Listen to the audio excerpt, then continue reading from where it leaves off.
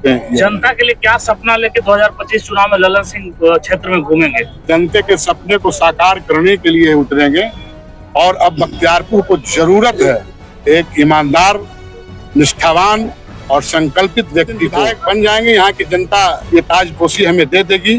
तो ये मैं घोषणाबाज नहीं हूँ, मैं कर्मों पे विश्वास करता हूँ। जो जनता कहेगी वही। युवा संकल्प लिया है और लेता है तो कुछ न कुछ बड़ा परिवर्तन होता है। वो अगर ये उनको गुमान है कि ये गढ़ है उनका, तो 40,000 मतों से इस बार जो है एनडीए की प्रत्याशी जीत हासिल करेंगे। जनता के लिए क्या सपना लेके 2025 चुनाव में ललन सिंह क्षेत्र में घूमेंगे? जनता के सपने को साकार करने के लिए उतरेंगे और अब बख्तियारपुर को जरूरत है एक ईमानदार, निष्ठावान और संकल्पित व्यक्ति को। जिस दिन विधायक बन जाएंगे, यहाँ की जनता ये ताजपोशी हमें दे देगी। तो ये मैं घोषणाबाज नहीं हूँ, मैं कर्मों पे विश्वास करता हूँ। जो जनता कहेगी वही करूंगा। जब युवा संकल्प लिया है और लेता है तो कुछ न कुछ बड़ा परिवर्तन होता है। क्या वहाँ पे वो अगर ये उनको गुमान है कि ये गढ़ है उनका, तो 40,000 मतों से इस बार जो है एनडीए की प्रत्याशी जीत हासिल करेंगे। युवा संकल्प कार्यक्रम जो हुआ, इसका क्या उद्देश्य एक ही था।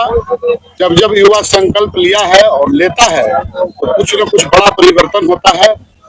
तो आज युवाओं को ये संकल्प लेना था और संकल्प दिलवाना था कि अब बिहार 2025 में बिहार के यहाँ पूर्ण एनडीए की सरकार बने और बिहार की रफ्तार का जो विकास का जो रफ्तार है वो और तेजी से, तुरंतो जो ट्रेन है हवाई प्लेन की तरह मैंने रफ्तार पकड़े यहाँ से और बिहार तरक्की करे, उन्नत हो, खुशहाल हो। कि बिहार में पूर्ण बहुमत की एनडीए सरकार बनाने का संकल्प हुआ। युवाओं में वो जोश भरा गया है, युवाओं में वो अहंकार भरी है कि बिहार को अब पूर्ण बहुमत की सरकार चाहिए और बिहार की विकास की जो रफ्तार है वो गंगा की तरह निर्मल आगे बढ़ता है। ये लोकतंत्र है और हर कार्यकर्ता को, हर कोई ये अधिकार है, अगर वो संघर्ष करता है, अगर वो पार्टी का कार्यकर्ता है, पार्टी के लिए लड़ता है, पार्टी के लिए अपना जीवन खपाता है, उसे ये अधिकार है कि मांगे। लेकिन भारतीय जनता पार्टी संस्कार की पार्टी है और एक अनुशासन की पार्टी है। यहाँ जो हमारा शीर्ष नेतृत्व, हमारे जो संगठनकर्ता लोग हैं, हमारे जो वरिष्ठ नेता हैं, वो बैठ के गणना करते हैं, गुणन करते हैं, मनन करते हैं। उसके बाद जो एक नाम निकालते हैं जिसको चुनाव का सिंबल मिलता है, उसके पीछे फिर हमारी पूरी की पूरी पार्टी और पूरे कार्यकर्ता चल पड़ते हैं।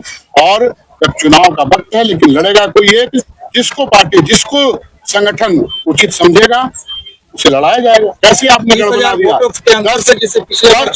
10 साल लगातार हमारे विधायक रहे हैं, 5 साल लल्लू जी यहाँ से विधायक रहे हैं। गढ़ कैसे हो गया? एक बार अगर कोई 20,000 मत से जीत गया कुछ गलतियों के कारण, जिसको हमारे पूर्व विधायक ने स्वीकार भी किया है कि उनसे कुछ गलतियां हुई है, तो उन गलतियों के कारण उनको 20,000 से हरा दिया, ठीक है। इसका मतलब क्या है? विनोद यादव जी 10 साल रहे यहाँ पे, तो गढ़ कैसे हो गया वहां पे? तो अगर ये उनको गुमान है कि ये गढ़ है उनका, तो 40,000 मतों से इस बार जो है एनडीए की प्रत्याशी जीत हासिल करेंगे। बदलाव हो गया, ये संकेत जन जन तक चला गया। अब क्या बदलना है ये बताइए। इस मंच पे कौन नजर नहीं है आपको? जितने भी प्रत्याशी कहने वाले, जितने भी हमारे अध्यक्ष युवा के, जितने भी पदाधिकारी, जितने भी हमारे भाजपा के वरिष्ठ, कौन नजर नहीं आया? किन्हें सम्मान नहीं मिला? बताए कहाँ गुटबाजी थी यहाँ पे?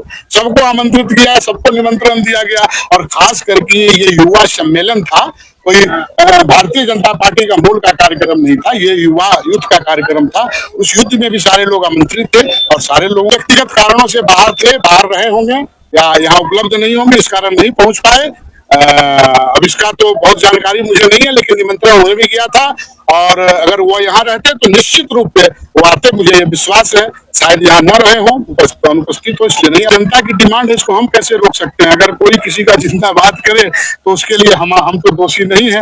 ये तो जनता की आवाज है, जनता की मांग है। ये जनता जाने कि उनके मन में क्या है। ऐसी तो हमारी पहले भी होते रहती थी, अनुराग जी से दिल्ली में भी बातचीत होती रहती है, विजय सिन्हा साहब से मुलाकात होती है तो बातचीत होती रहती है।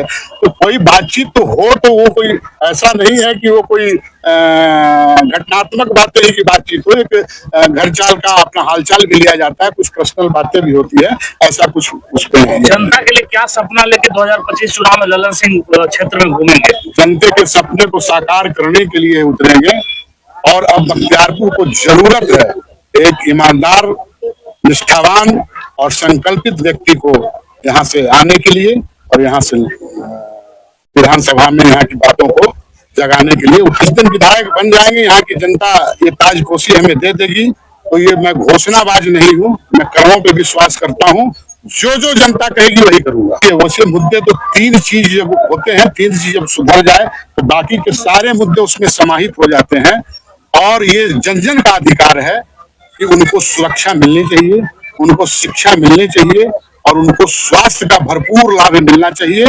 तो कोशिश करेंगे कि अभी जो थोड़ी लचर व्यवस्था है, एक आपने सुना होगा वर्ल्ड क्लास एक बड़ा चल रहा है, ये जरूर मैं आपके बीच कहना चाहता हूं कि अगर मुझे ये सौभाग्य मिलता है, पार्टी अगर मुझ पे कहीं ना कहीं भरोसा दिखाती है, अगर ये मैं नहीं कह रहा हूं, अगर पार्टी का ऐसा निर्देश होता है तो क्यों नहीं, मैं जरूर आऊंगा और जनताओं के बातों को, उनके मुद्दों पे खरा उतरूंगा और इस यहाँ की बख्तियारपुर की जो भी समस्याएं हैं उसको राज्य स्तरीय नहीं वर्ल्ड स्तरीय बनाने की कोशिश करूं। और आपके माध्यम से मैं अपने सारे जितने लोग यहाँ आए हुए थे, जो नहीं आए हुए थे, जो हमारे शुभचिंतक हैं, सबका मैं बहुत बहुत आभार, बहुत बहुत धन्यवाद करना चाहता हूँ कि इस विद्यपुर नरौली की पंचायत की पावन धरा माँ गंगा के तट पे सबका आगमन हुआ, सबकी शुभकामनाएं मिली, आशीर्वाद मिला उनका मन के अंतःकरण से। और साथ में मैं एक और धन्यवाद आप सबों के माध्यम से माननीय कुणाल यादव जी को देना चाहता हूं कि जिन्होंने कदम से कदम मिला के इस कार्यक्रम को सफल बनाने के लिए अपना संपूर्ण दिया है, सब कुछ दिया है। तो कुणाल यादव जी का विशेष रूप से धन्यवाद और यहाँ की जनता को हाथ जोड़कर नमन है, प्रणाम है कि आज वो घंटों अपने नेताओं को सुनने के लिए, अपने उद्बोधन नेताओं को सुनने के लिए इंतजार किया है, भूखे प्यासे रह के भी बातों को सुना है, गुना है। तो मैं विद्यपुर नरौली पंचायत का मुखिया प्रतिनिधि होने के नाते अपने पंचायत से सबका अभिवादन, सबका अभिनंदन करता हूँ। मैं ललन सिंह, संयोजक पंचायती राज प्रकोष्ठ संगठन जिला मुखिया प्रतिनिधि विद्यपुर नरौली पंचायत।